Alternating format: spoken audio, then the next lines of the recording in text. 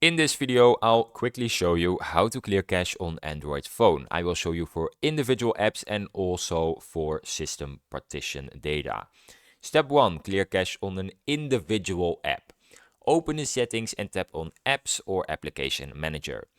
Step 2. Select the app, for example Chrome or Facebook or whatever app you want to clear the cache for. Then tap Storage, then Clear Cache. Repeat this for all your apps that you need to clear the cache for. Now you can also clear the system cache partition, and you do that by first powering off your Android device completely. Then step 2, press and hold the power plus volume buttons to enter recovery mode. This might vary by device, but mostly it is power plus volume up.